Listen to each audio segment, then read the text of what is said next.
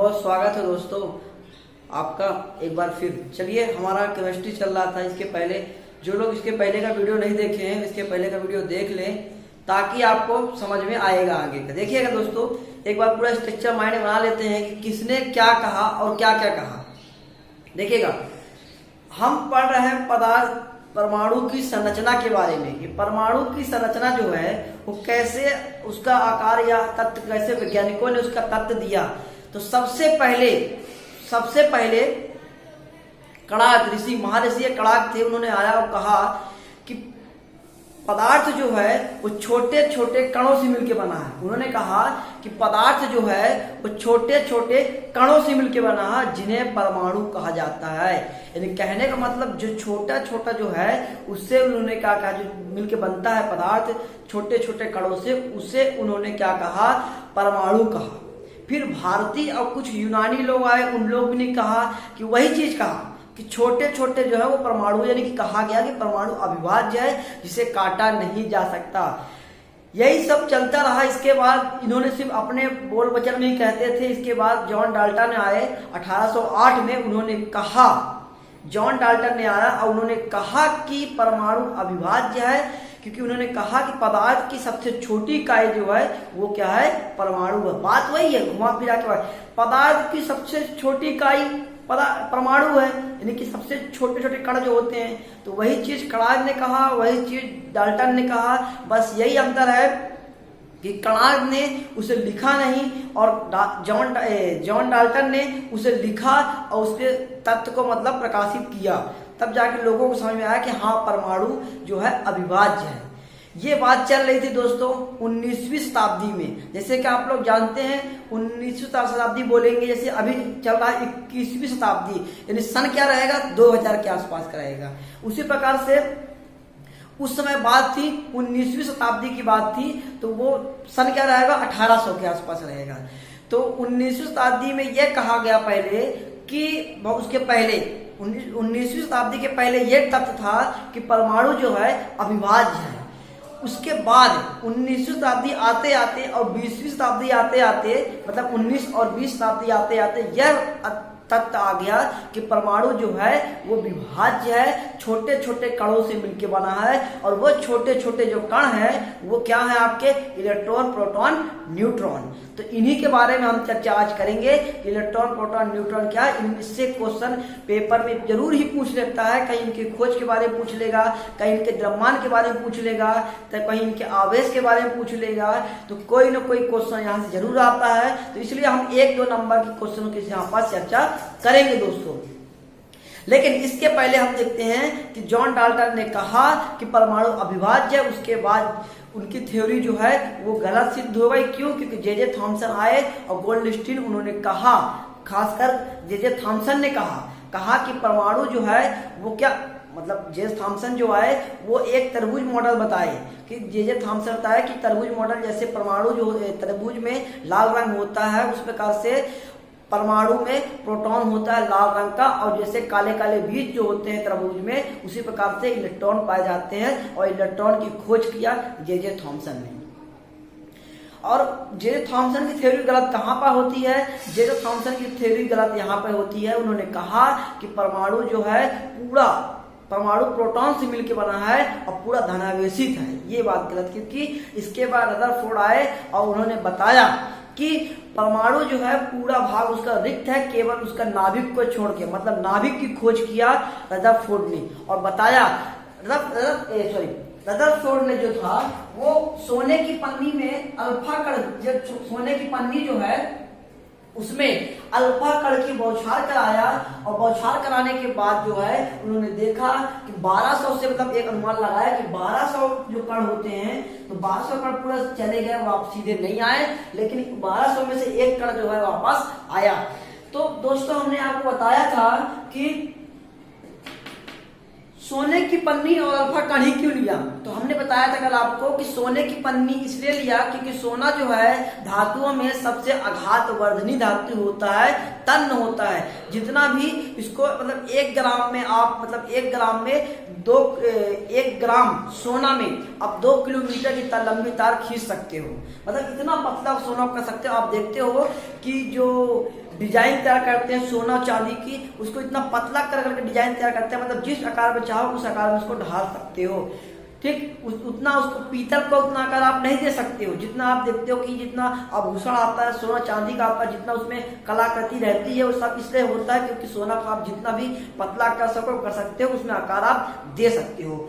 इसलिए सोना का यूज किया गया था, सोने की पन्नी की यूज किया गया था। और अल्फा कण का यूज इसलिए किया गया था कि अल्फा कण जो है एक धनावेशित कण है और रदरफोर्ड को ये मालूम था कि बीच में कहीं ना कहीं कुछ चीज है परमाणु के, तो इन्होंने अल्फा कण लिया क्योंकि अल्फा कण में जो है धनावेशित होता है, बीटा और गामा अलग अलग है, इसलिए अल्फा कण को लिया उन्होंने। और जब भेजा यहाँ से अल्फा कण जब बौछार कर आया तो जब बीच में जो था न्यूक्लियस जो था, तो देखिएगा अल्फा कण जो है प्लस था, मतलब प्लस बोले तो धनावेशित कण था। और रदरफोर्ड को ये कहीं ना कहीं ज्ञात करने की कोशिश कर रहे थे, लेकिन अनुमान था कहीं ना कहीं परमाणु में बीच में धनावेशित पाया जाता है, उन्होंने इसीलिए अल्फा कण का यूज किया।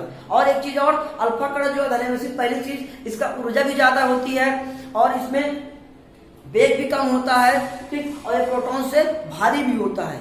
अब देखिएगा जब अल्फा कण को भेजे यहाँ पे तो बीच में प्लस है, अगल बगल माइनस माइनस है, तो देखिएगा जब यहाँ से भेजे तो यहाँ से जब भेजे तो प्लस प्लस तब यहाँ से निकल गया, ये इसका मतलब माइनस है, तो ये जो प्लस माइनस जो है एक दूसरे को आकर्षित किया, जिसके कारण से ये जो है अगल बगल से निकल गया। लेकिन जब इसको बीच से गुजारा गया जिस सीधे यहाँ से, तो प्लस प्लस क्या हो गया, प्रतिकर्षण हुआ, तो इस प्रकार से वापस आ गया, फिर से वापस आ गया।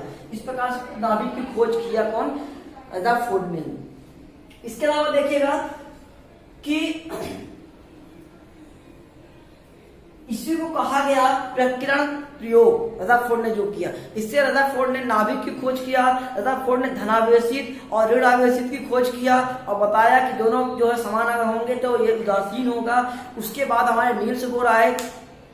रदरफोर्ड जो थे उन्होंने ये बताया कि परमाणु जो है परमाणु जो है इलेक्ट्रॉन जो है वो परमाणु के चारों ओर वृत्ताकार मतलब चक्कर लगाते हैं, जिससे बाद में जब नील्स बोर आए मतलब उनकी थ्योरी में गलत सिद्ध हुआ था कि जो इलेक्ट्रॉन जो है वो चारों ओर चक्कर लगाते हैं तो अपनी ऊर्जा का विहीन करें, क्योंकि दोस्तों कोई भी अगर त्वरित गति करते रहेगा तो एक समय अपनी ऊर्जा का ह्रास करेगा और ह्रास करने के बाद वो ऊर्जा विहीन हो जाएगा, जिससे वो नाभिक में गिर जाएगा, जैसे हमने कल आपको बताया था। फिर नील्स बोर आए, उन्होंने खोज किया कि इलेक्ट्रॉन तो वृत्ताकार चक्कर लगाते हैं, लेकिन इलेक्ट्रॉन जो है वो अपने कक्ष में रहते हैं, अपने कक्ष के हिसाब से चक्कर लगाते हैं, ऊर्जा स्तर की खोज किया। इसके बाद आए बोर-ब्यूरी जिसको बोलते हैं, बोर-बरी बोलते हैं, बोर-ब्यूरी बोलते हैं। उन्होंने क्या किया, उन्होंने बताया कि एक कक्ष में अधिकतम कितने इलेक्ट्रॉन होंगे। अब उसके बाद हम पढ़ेंगे इलेक्ट्रॉन, प्रोटॉन, न्यूट्रॉन के बारे में। आइए दोस्तों देखिए दोस्तों, परमाणु जो है ये, अच्छा एक चीज और दोस्तों सुनिएगा, आप लोग इस समय तय नहीं कर पा रहे होंगे कि क्या कैसे करना है। दोस्तों हम बता दें आपको, समय ना लगाओ तय करने में कि आपको क्या करना है, समय ना लगाओ तय करने में कि आपको क्या करना है, वरना समय खुद तय कर लेगा कि आपका क्या करना है। देखिएगा परमाणु छोटे छोटे सूक्ष्म कणों से बना है, जिसे इलेक्ट्रॉन, प्रोटॉन, न्यूट्रॉन कहते हैं। इलेक्ट्रॉन, प्रोटॉन, न्यूट्रॉन को इन्हें ही परमाणु का मौलिक कण कहा जाता है। जो मूल कण है वो आपके इलेक्ट्रॉन, प्रोटॉन, न्यूट्रॉन है। अब देखेंगे कि इनकी खोज किसने किया। तो दोस्तों खोज जो किया जे थॉमसन ने किया 1897 ईस्वी में किया, ठीक। इसके बाद यानी कि पहले प्रोटॉन की खोज हुआ, इसके बाद इलेक्ट्रॉन की खोज हुआ, यानी कि 1896 में इसका हुआ, 1897 में इसका हुआ। तो पूछता है खोज किसने किया, तो इलेक्ट्रॉन की खोज जे थॉमसन ने, प्रोटॉन की खोज गोल्डस्टीन ने। आप इसको जरूर याद रखिएगा, बहुत बार पूछता है। और न्यूट्रॉन की खोज जो है चैडविक ने किया 1832 में। दोस्तों न्यूट्रॉन की खोज कैसे हुई, 1832 की ईस्वी के आसपास चैडविक ने क्या किया कि अल्फा कण लिया और बेरिलियम, आप लोग जानते होंगे बेरिलियम की धातु में बौछार कराया, जिसके कारण से न्यूट्रॉन की खोज किया गया। अब इसके बाद देखेंगे आवेश कि इनमें तीनों में आवेश कैसे होता है। अच्छा एक चीज और दोस्तों, प्रोटॉन की खोज तो गोल्डस्टीन ने किया, लेकिन इसका नाम जो हम प्रोटॉन आज पढ़ रहे हैं, ये नाम जो दिया है ये दिया है रदरफोर्ड ने दिया था। बाकी सबका खोज भी उन्होंने किया, नाम भी दिया, लेकिन प्रोटॉन की गोल्डस्टीन ने खोज किया, नाम नहीं दिया था। वो अपने भाषा में कुछ भी बोले थे, बाद में जो हम प्रोटॉन पढ़ते हैं ये नाम जो है रदरफोर्ड ने दिया था। चलिए आवेश की बात करते हैं। आवेश क्या होता है, आवेश जो है, आवेश इलेक्ट्रॉन में ऋण आवेश होता है, प्रोटॉन में धन आवेश, न्यूट्रॉन में उदासीन, मतलब न्यूट्रॉन में कोई भी आवेश नहीं होता। अगर बात किया जाए कितना पाया जाता है आवेश, तो ये देखिए -1.6 इंटू 10⁻19 कूलम, ठीक। अगर यहाँ बात किया जाए यहाँ कितना पाया जाता है, तो ये +1.6 इंटू 10⁻19 कूलम पाया जाता है, और इसमें 0 होता है क्योंकि ये जो है उदासीन होता है, ठीक। ये भी आप याद रखिए, बहुत इंपॉर्टेंट, ऋण आवेश, धन आवेश, उदासीन। तो ये पूछता है कि उदासीन कौन होता है, तो आप याद रखिएगा उदासीन जो है ये न्यूट्रॉन होता है। ये इसमें कोई भी ऋण आवेश नहीं पाया जाता, मतलब कोई ना प्लस का ना ही माइनस का। चलिए आगे देखते हैं द्रव्यमान। द्रव्यमान जो होता है इलेक्ट्रॉन का लगभग शून्य होता है, प्रोटॉन का द्रव्यमान हाइड्रोजन के बराबर होता है, और न्यूट्रॉन का द्रव्यमान प्रोटॉन के बराबर होता है। यानी कहने का मतलब ये है कि द्रव्यमान की बात करें तो इलेक्ट्रॉन का द्रव्यमान जो है शून्य होता है, और प्रोटॉन और न्यूट्रॉन दोनों में आपस में क्या होते हैं, बराबर होते हैं। तो कितना द्रव्यमान होता है, तो 9.1 इंटू 10⁻31 kg होता है। आप डाटा याद कर लीजिएगा, कोई पूछता है तो बढ़िया कंडीशन होता है, लेकिन इनका द्रव्यमान पूछ लेता है। इसके बाद प्रोटॉन में पूछेगा तो 1.673 इंटू 10⁻27 kg द्रव्यमान होता है, और न्यूट्रॉन का पूछेगा तो 1.675 इंटू 10⁻27 kg होता है। आप देखते होंगे कि थोड़ा सा ही अंतर इन दोनों में है, ये लगभग बराबर पाया जाता है दोनों का द्रव्यमान। और सबसे कम द्रव्यमान या 0 द्रव्यमान होने के कारण इलेक्ट्रॉन जो है सबसे हल्का माना जाता है, कि सबसे हल्का कण जो है वो इलेक्ट्रॉन है, क्योंकि इसका जो है सबसे कम द्रव्यमान होता है। AMU में अगर देखा जाए 0.00054 AMU होता है, इसका 1.007 AMU होता है, इसका 1.008 AMU होता है। इसके बाद बात करेंगे कि ये जो है प्रोटॉन जो होता है ये स्थायी कण होता है, और जो न्यूट्रॉन होता है ये अस्थायी कण होता है। बहुत बार पेपर में पूछ चुका है कि अस्थायी कण कौन सा है, तो आप याद रखिएगा कि अस्थायी कण जो है वो है न्यूट्रॉन है।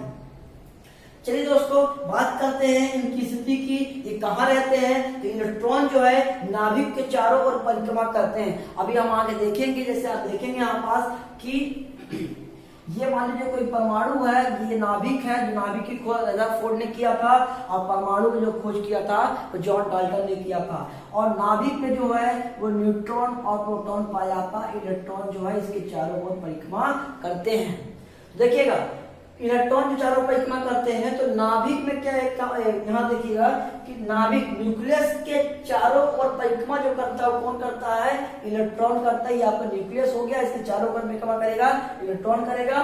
और परमाणु के केंद्र में कौन पाया जाता है, न्यूट्रॉन और प्रोटॉन दोनों जो है परमाणु के केंद्र में पाए जाते हैं। आगे देखेंगे, अगर हमें इलेक्ट्रॉन की संख्या ज्ञात करनी है तो आप लोग देखे होंगे नील्स बोर ने बताया, बोर ब्यूरी ने बताया कि इलेक्ट्रॉन जो होते हैं, नील्स बोर ने बताया कि इलेक्ट्रॉन जो है चक्कर लगाते हैं अपनी ऊर्जा स्तर के अनुसार से। फिर बोले कि ऊर्जा स्तर तो एक ऊर्जा में कितने होंगे, मतलब इस वाले में, तो ये बताया बोर ब्यूरी ने बताया, उसका सूत्र दिया था 2n⁻², 2n²। इससे हम इलेक्ट्रॉन की सही स्थिति जान सकते हैं कि एक कक्ष में कितने इलेक्ट्रॉन होते हैं। फिर इलेक्ट्रॉन की बात करें तो इलेक्ट्रॉन जो संख्या होती है, इलेक्ट्रॉन की संख्या होती है वो रासायनिक गुण को प्रदर्शित करती है। प्रोटॉन की बात करें, प्रोटॉन की जो संख्या होती है, जितना परमाणु का क्रमांक होगा, अभी आगे हम पढ़ेंगे परमाणु क्रमांक और परमाणु द्रव्यमान क्या होता है, तो जितना परमाणु क्रमांक होता है उतना ही प्रोटॉन की संख्या होती है, ठीक। और परमाणु की क्रमांक प्रोटॉन की सही संख्या निर्धारित करती है।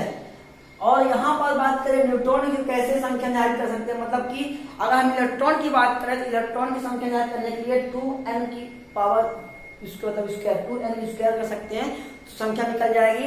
प्रोटॉन संख्या निकालना हम कैसे निकालेंगे, परमाणु क्रमांक जो होता है वही उसी के बराबर होता है क्या, आपका प्रोटॉन संख्या। लेकिन न्यूट्रॉन की संख्या कैसे निकालेंगे तो अभी आगे हम पढ़ेंगे।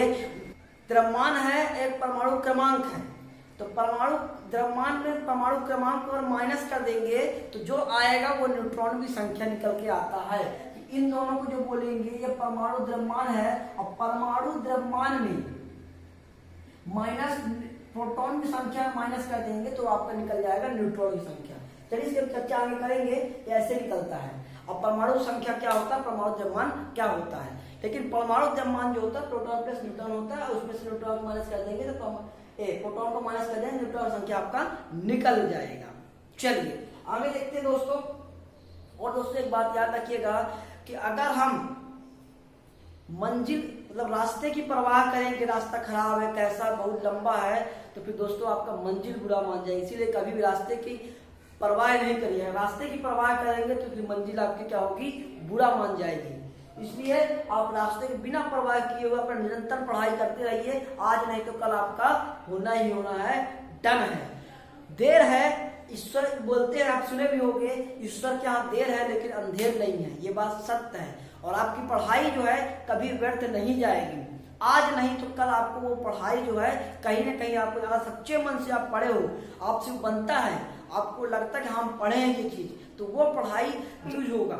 चाहे कहीं पढ़ाओ कहीं कुछ भी, तो वो आपका हमेशा वहां काम करेगा, ठीक। चलिए आगे देखते हैं। इससे तो हमारा इलेक्ट्रॉन प्रोटॉन न्यूट्रॉन हो गया। दोस्तों कुछ और मौलिक कण हैं, उनके बारे में चर्चा करेंगे कि कुछ और मौलिक कण क्या हैं। चलिए प्रोटॉन और न्यूट्रॉन के अलावा भी कुछ मूल कण होते हैं, उन मूल कण के बारे में देखेंगे दोस्तों। देखिएगा पॉजिट्रॉन। पॉजिट्रॉन क्या होता है दोस्तों, मंजिल मिले ना मिले ये तो मुकद्दर की बात है। मंजिल मिले ना मिले ये तो मुकद्दर की बात है। हम दोस्तों हम कोशिश भी ना करें ये तो गलत बात है। देखिएगा पॉजिट्रॉन का खोज जो है 1932 में एडेंसन ने किया और बताया कि यह धन आवेशित कण है। क्या है, जैसे आपका प्रोटॉन धनावेशित है वैसे आपका पॉजिट्रॉन भी धनावेशित है। इसका द्रव्यमान जो होता है इलेक्ट्रॉन के बराबर होता है, यानी कि लगभग शून्य ही होता है।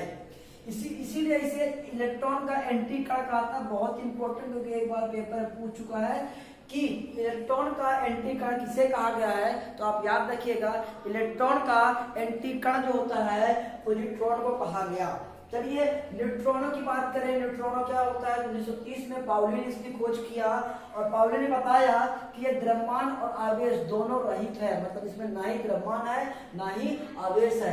ये बात किसने कहा, पाउली ने बताया कि जिस प्रकार से आपका न्यूट्रॉन जो है वो आवेश रहित तो नहीं है, लेकिन द्रव्यमान रहित तो नहीं है न्यूट्रॉन, लेकिन आवेश रहित है। उसी प्रकार से आपका न्यूट्रॉन जो है वो दोनों आवेश भी है और द्रव्यमान रहित है, मतलब नहीं है। इसमें दो प्रकार से कहा जाता है, एक न्यूट्रॉन और एक एंटी न्यूट्रॉन। ऐसा कहा गया है कि न्यूट्रॉन जो है दो प्रकार का होता है। पाई मोशन क्या है, 1935 में एच युकावा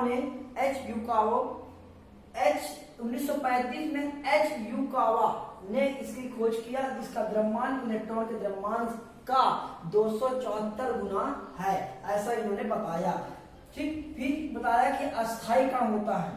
ये कैसा है, पाई मेसन अस्थायी कण। जैसे आपका न्यूट्रॉन अस्थायी कण है वैसे ही आपका ये भी अस्थायी कण है। ये दो प्रकार का होता है, धनात्मक पाई मेसन, ऋणात्मक पाई मेसन। आगे चलेंगे, फोटोन के बारे में बात करेंगे। फोटोन दोस्तों क्या है? फोटोन जो है एक ऊर्जा का समूह है, यानी ऊर्जा उसमें बंडल होते हैं, ऊर्जा के बंडल के रूप में चलते हैं। यानी ये जो है इसका द्रव्यमान जो समझिएगा, इसका द्रव्यमान शून्य होता है, लेकिन ये जो है ऊर्जा के बंडल के रूप में चलते हैं और ये प्रकाश के साथ गति करते हैं। मतलब प्रकाश के गति जितनी करेगी उतनी उतनी तेजी से फोटोन की गति होती है। तो आज हम इसमें देखें हमने पॉजिट्रॉन, न्यूट्रॉन, वाइब्रेशन और फोटोन। आप इनको भी याद कर लीजिए, इनके खोज क्या होते हैं और इनके विशेष गुण क्या हैं। जैसे पॉजिट्रॉन को इलेक्ट्रॉन का एंटी का कहा जाता है, उसी प्रकार जो विशेषता है वो याद कर लीजिएगा दोस्तों, पेपर में ये पूछ सकते हैं। चलिए, हमारा जो मूल कण है ये समाप्त हो गए हैं। आगे हम नेक्स्ट वीडियो में चर्चा करेंगे, हम अणु और परमाणु के बारे में विस्तृत अध्ययन करेंगे कि आखिर क्या है, और द्रव्यमान संख्या और परमाणु संख्या और परमाणु द्रव्यमान के बारे में भी हम नेक्स्ट वीडियो में चर्चा करेंगे। आपका दोस्तों बहुत बहुत धन्यवाद वीडियो देखने के लिए। अगर वीडियो अच्छी लगी हो तो लाइक और सब्सक्राइब जरूर करिएगा। चलिए, धन्यवाद।